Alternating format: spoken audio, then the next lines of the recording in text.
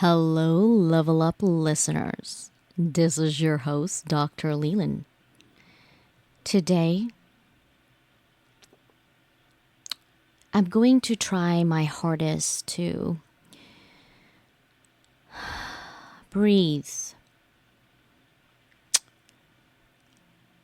When I started this podcast, the very beginning, I shared my journey.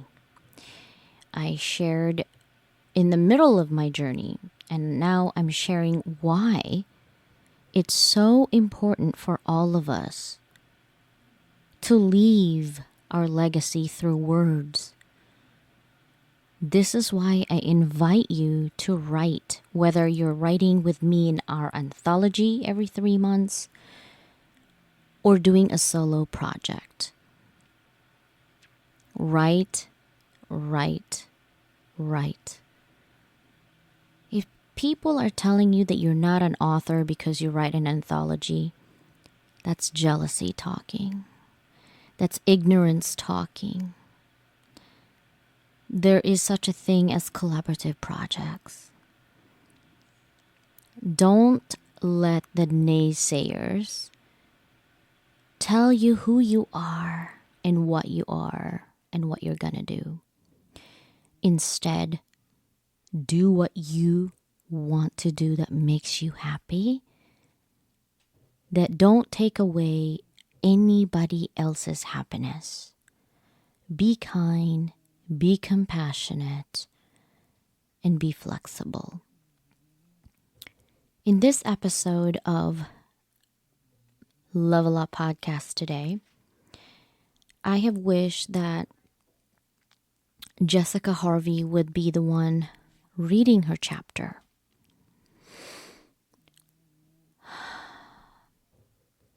I have done this 10 times now, trying to record it, and I'm hoping that the 10th time is a charm, without me losing it or crying.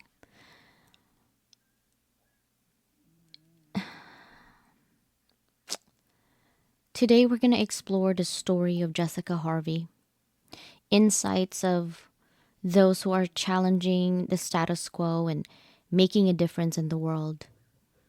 We're going to dive into conversation about a summary that I did for her, and also discussing how else we can show up for others, those who are still present with us and those who aren't. Now, let me summarize Jessica Harvey's chapter in Beyond Boundaries. You can get the Beyond Boundaries book, Barnes & Nobles. You can order online at Target. You can have it at Amazon, Powell's, you name it. Now, her chapter is called The Gray Matter That Thrives Through Scarred Tissue by Jessica Harvey. And this is a summary that I've created for her chapter. I said, in The Gray Matter That Thrives Through Scarred Tissue by Jessica Harvey, shares a deeply personal narrative of resilience, mental health struggles, and self-discovery.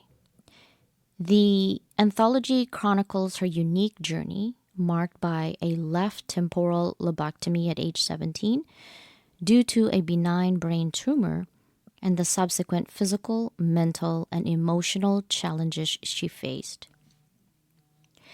Jessica's story is one of the navigating the complexities of living with epilepsy, the effects of her father's death, and the unexpected emotional aftermath of brain surgery, including severe depression and personality changes. Throughout her life, she grappled with feeling different from others, often experiencing isolation and internal conflict. Despite these challenges, she maintained a strong belief in logic and resilience, which guided her through difficult times. The anthology also explores Jessica's experiences in college, where her depression and self-destructive behaviors escalated, leading to moments of crises. However, through the support of close friends and a journey of self-reflection, she began to regain her sense of self-worth and purpose. Jessica's narrative is intertwined with reflections on her neurodivergence and how it shaped her perspective in life. She describes a period of spiritual and existential exploration, culminating in a sense of purpose through volunteering and helping others. Her anthology chapter concludes with embracing her role in making a difference in the world, particularly through her work in ESG-focused finance and her dedication to supporting individuals with cognitive, neurological, and mental health challenges.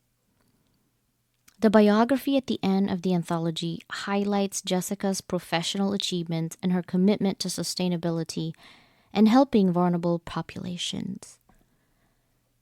The words of dedication reflect her gratitude towards those who have supported her and the rewarding nature of giving back to others. A couple of days ago,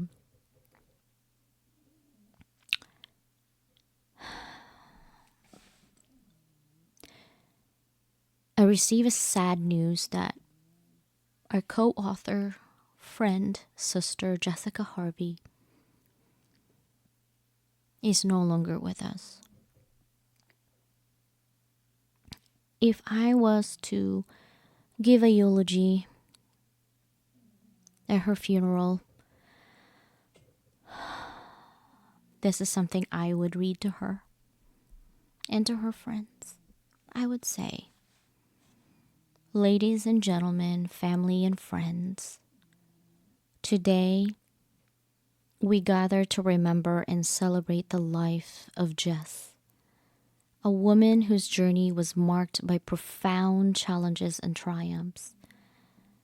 Jessica was a force of nature, resilient, compassionate, and deeply committed to making the world a better place, particularly in the realm of healthcare. Jessica's life was a testament to the power of perseverance. From her early years living with epilepsy to the life-altering surgery she underwent at age 17, she faced immense obstacles with a courage that was nothing short of inspiring. But it wasn't just her personal struggles that defined her.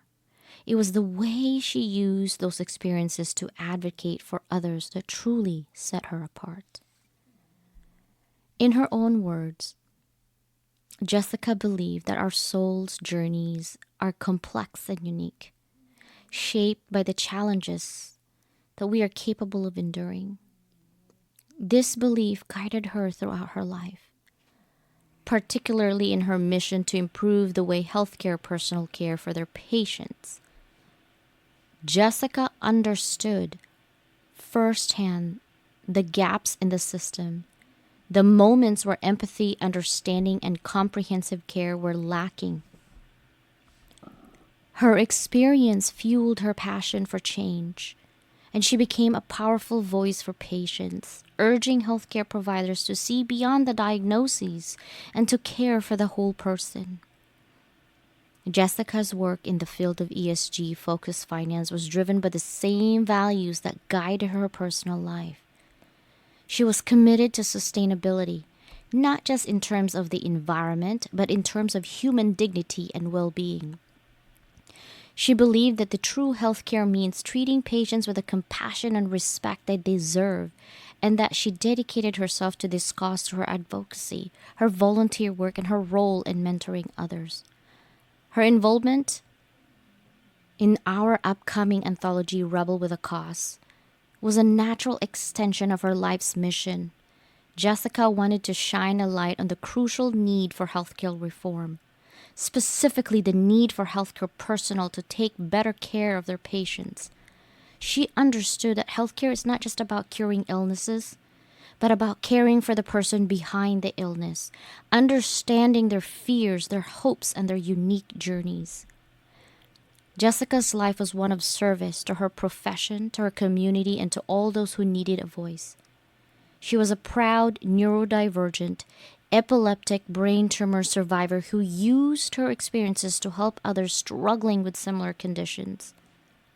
Her dedication to improving patient care will continue to inspire those who knew her and those who read her work. As we remember Jessica today, let us honor her legacy by continuing the fight she was so passionate about. Let us advocate for a healthcare system that truly cares for its patients and one that recognizes the value of empathy, compassion, and understanding.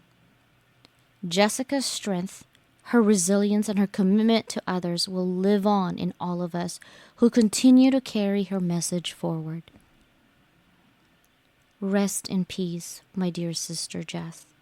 Your legacy of compassion and commitment to better patient care will never be forgotten.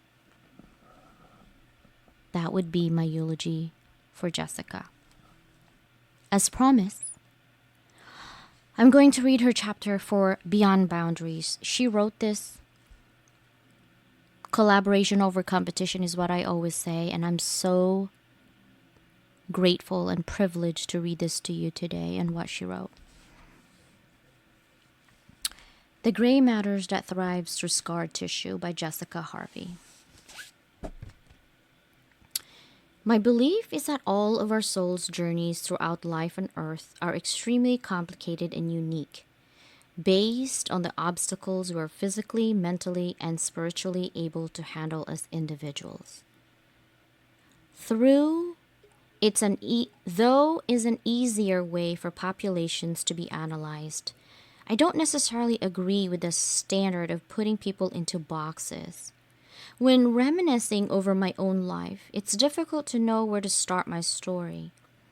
Though experiencing left temporal lobectomy at age 17 and learning that I had been unknowingly living with a benign brain tumor for all or most of my life is when everything changed. One would think this would be an exciting, positive transformation, which is what I expected going into the surgery and how those in my life responded after the procedure. However, the side effects I was informed of by the neurological team at Children's Hospital of Philadelphia, or CHOP, before agreeing to put my head under the knife were far less severe than the actual outcome I would encounter from then onwards. Growing up, I considered myself a very lucky child in many ways. Despite my epilepsy, specifically complex partial seizures that tended to occur in clusters, no children at my school made fun of me or I failed to notice. In fact, after becoming close friends with some students in second grade, they would tell me what happened during my seizures and we would enjoy laughing together about the stories. Many of my fellow school children, including those I wasn't close with, attended my father's funeral and watched me sing Amazing Grace at age 11. And in our 8th grade yearbook, I was voted both best voice and most likely to become a rocket scientist due to my strong quantitative skills. But there also was a dark side too. My childhood. I knew internally I was mentally older than many children my age, but wasn't sure why I appeared to think differently than they did. Although I enjoyed the company of others, spending time alone to take walks in the woods and think was equally important in my life. I rarely found myself bored and would enjoy calculating combinations and permutations my fingers years before learning them. I would study crowds and to attempt to figure out how genetics worked, write songs about helping those in need, and draw complex mazes. I enjoyed the responsibilities of getting my younger siblings ready for school each morning as well, in replacement of my father. I felt confident that even if I didn't end up experiencing the best childhood, I had future successes as an adult waiting ahead. But, to be honest about my father's passing, I felt relief more than anything, friends and extended family viewed him as a funny, entertaining person to be around, which was true. Yet, there was another side of him only those closest to him had to experience, involving alcohol abuse, anger, and aggression. At around the same time as his passing, my neurologist said it was appropriate to wean me off my anti seizure medication after being seizure free for a year. I didn't expect that a couple months later I would experience an uncomfortable moment with a family friend, but believed that the incident would only cause my mother more pain. Given the man would visit the grave often to converse with my father, I believe I didn't need to bring anyone else into one-time event. Perhaps that's partially to blame for never being seizure-free again after returning to medications. As I entered high school, where I only formally knew 5 students, I became less social as I began to more keenly notice my differences in personality compared to the norm, and felt most comfortable having conversations with smaller groups or one-on-ones. I was never part of any particular clique, so when waiting for assemblies to start, I preferred to hide in the nearby bathroom instead of standing in a group where I felt I wasn't wanted. My schoolmates meant well, but some former friends would say that, in terms of me thinking more literally than most, I was so far down at the bottom of the box that I would never think outside of it.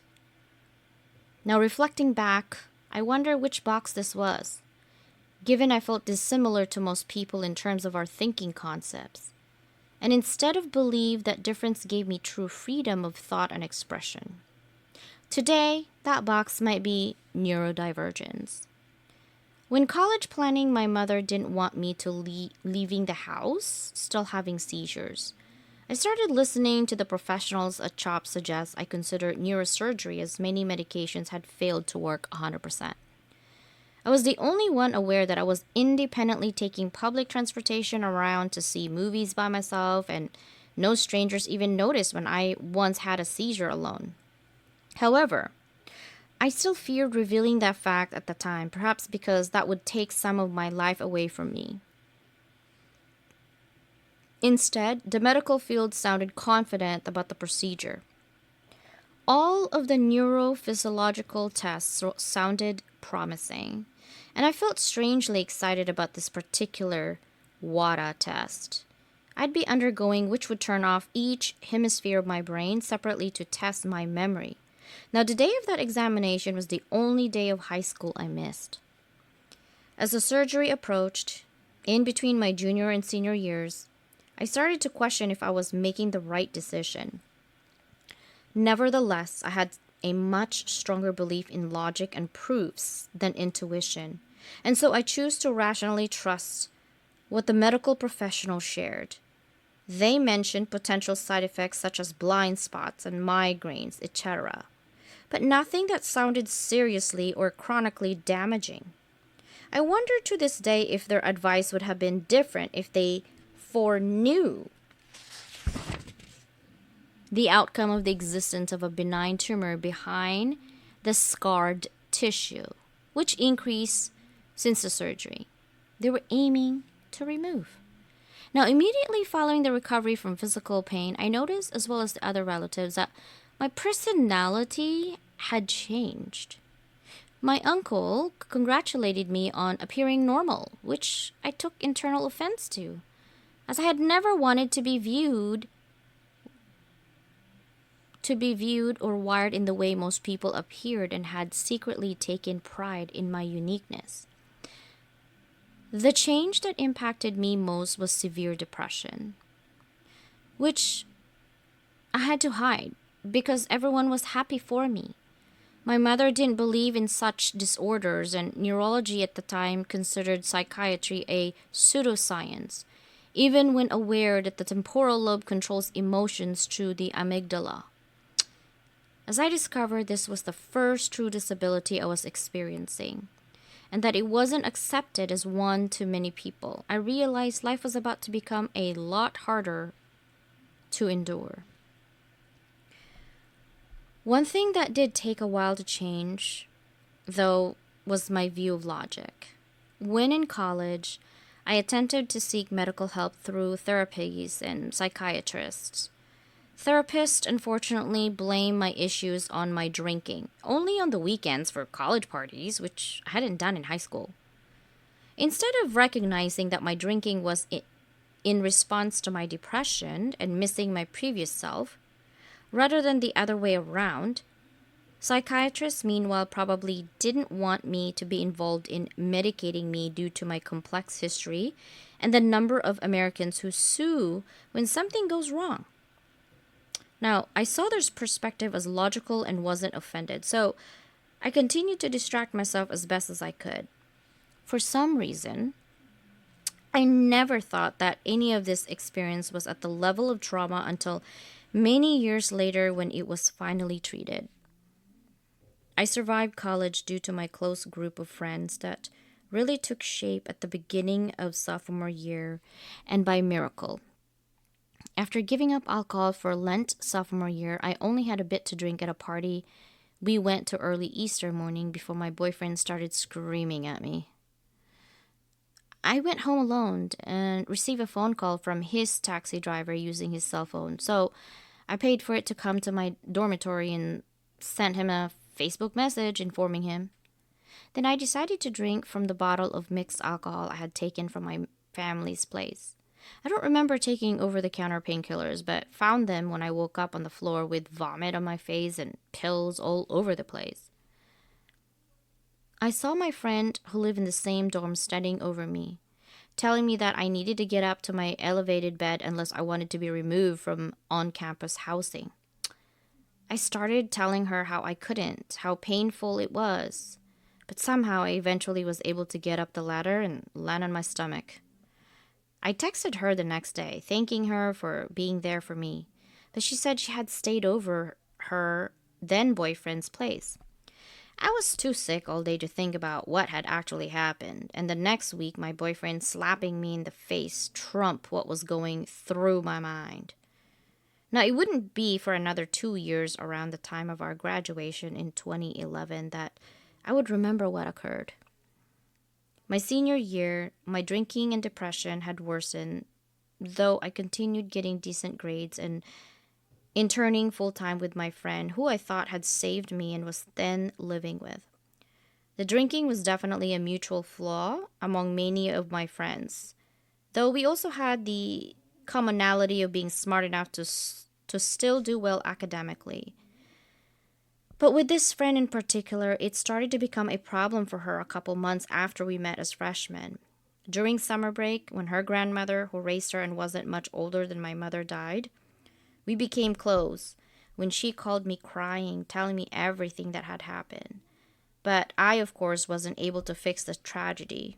Once we lived together, we were both going through some new, sad, painful experiences that worsened our depression and trauma, and together distracted ourselves at bars and parties. Now, at the point when spring semester started, I was so depressed that after drinking, I fell asleep in the snow.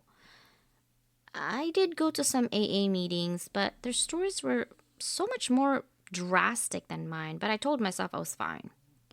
Meanwhile, one of the girls in our friend group randomly decided to scream at my roommate and then avoid her for months. After spring break, our whole group of friends was beginning to fall apart. I thankfully spent mine working a few days, then visiting family. But all three groups who traveled came back hating one of their attendees. It wasn't until then that the friend who had ranted at my roommate came crawling back.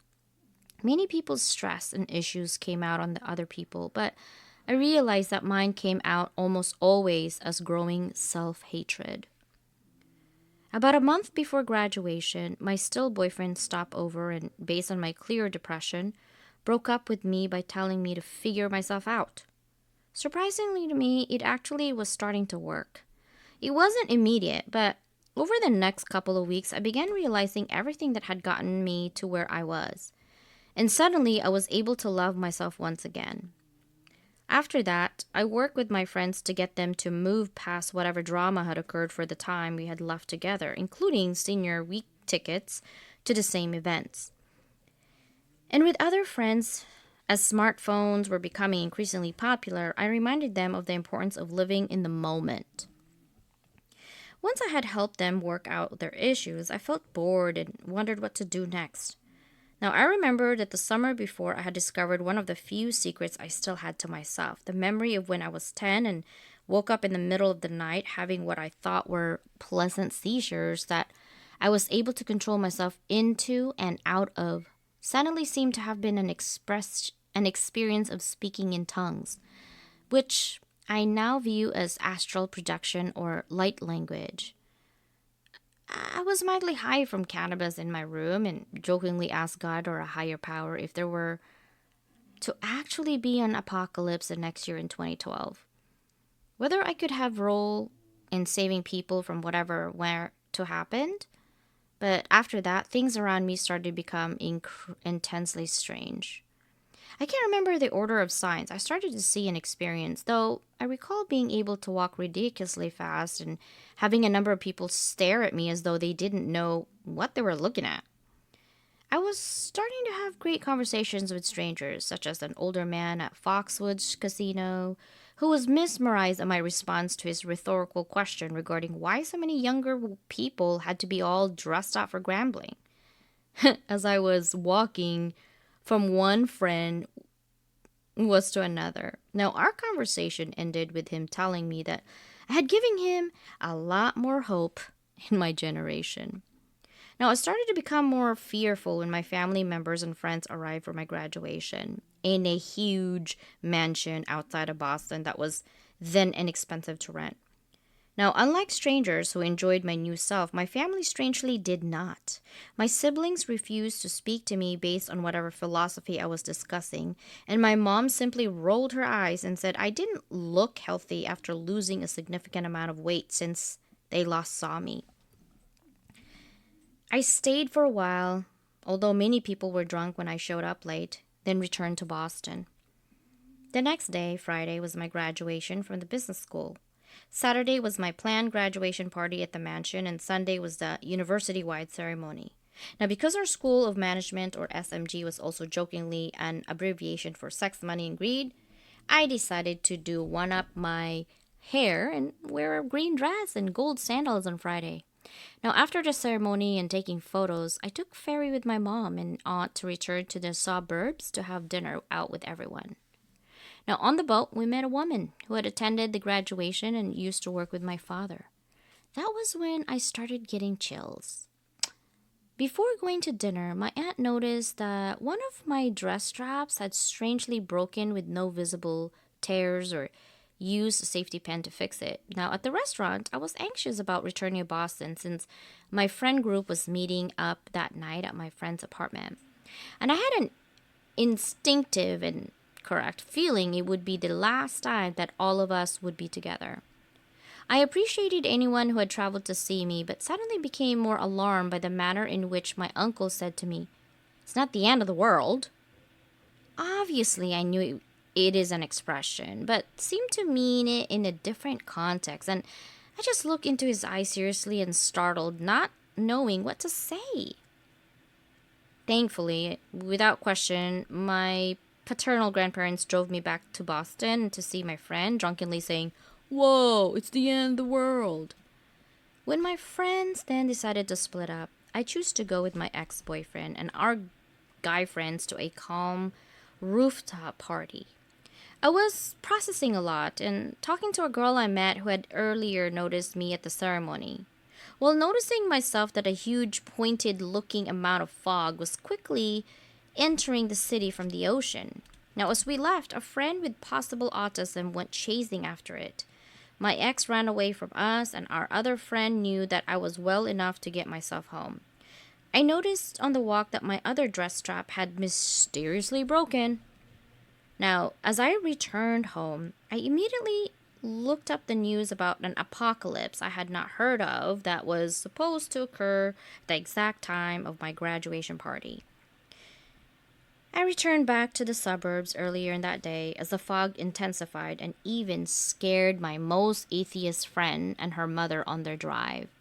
As the time got closer, I prayed for God to delay it, and all was fine. The following day, after the general ceremony, a couple of friends, including her, came over again. This time, she asked our group of four if anyone else was feeling this sense of weird energy, and our other friend shivered.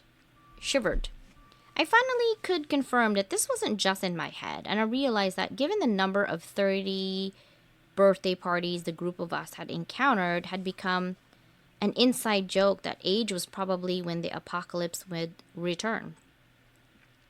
Now, so it was at the end of 2019 with COVID 19. My golden year of 31 years old was when the pandemic became serious in the US, and I immediately started to volunteer to get food to those in poverty through outdoor markets in NYC. I also joined the BLM protests from the starting the weekend and have volunteered with autistic children in Tanzania since then. Additionally, my psychiatrist had severe brain fog after catching COVID and finally decided to take the risk of prescribing me antidepressants as I had long needed. Though circumstances have certainly not been generally thought of as going uphill since then, through darkness, perhaps at the bottom of a protective box, often shines the light we need to finally realize what we're meant to do. I interpret the dress occurrence to indicate that I may not be wealthy, as my name means in Hebrew, in terms of money, but in terms of what difference I can make for others. Ladies and gentlemen, that is the end of Jessica Harvey's chapter. I'm going to read to you what she wrote as her short bio. She wrote, Jessica is an ASG-focused finance professional committed to making our world more sustainable by helping a large corporate and investment bank calibrate interim industry portfolio-based greenhouse gas emissions intensity reduction targets for their financing, evaluating in-scope clients quantitatively and quantitatively based on her team's climate transition framework, and working with bankers to assist clients with their goals to reduce with carbon footprint. She is proudly neurodivergent, epileptic brain tumor and sepsis followed by the months of neuroinflammation survivor, dedicated to helping others struggling with cognitive, neurological, and or mental health conditions, particularly those from more vulnerable backgrounds than herself. Though her employee resource group role at work, her college student mentoring role, her involvement on nonprofit associate boards, her connections to international impoverished villages after volunteering with special needs children in Africa, and everyday interactions. The last paragraph I'm going to read to you is Jessica's dedication to her support team. Along with my supportive friends, I have mainly those who assist voluntarily to thank for by becoming the entity driven by helping the vulnerable I am today. The more I support others, the more rewarding my life becomes. And I believe that this is true for everyone.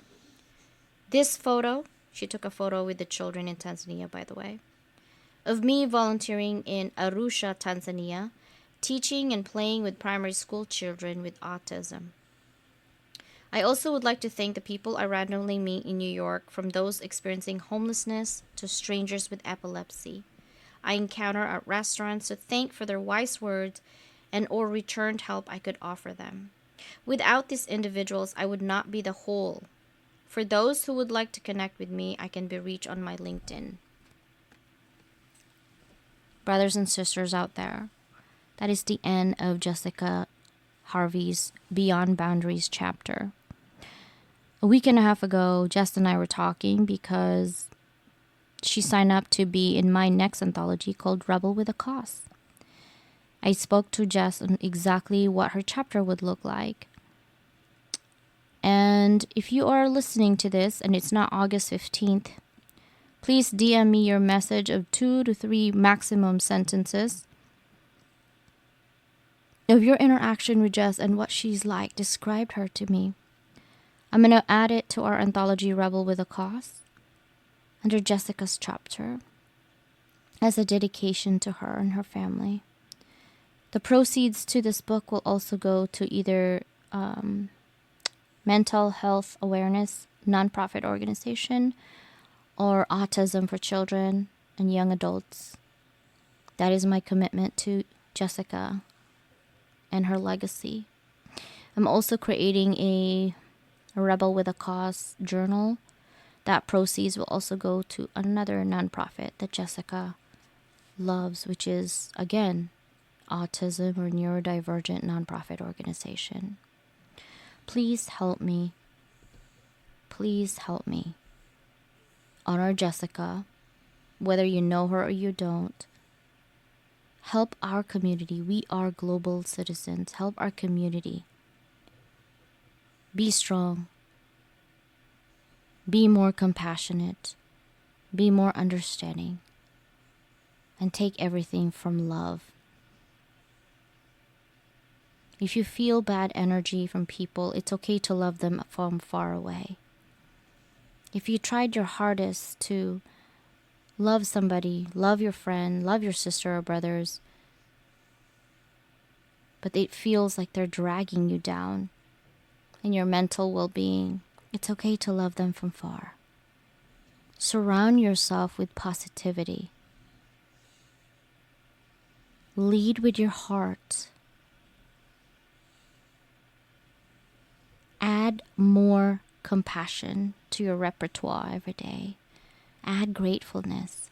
Work on yourself, not on gossiping with other people.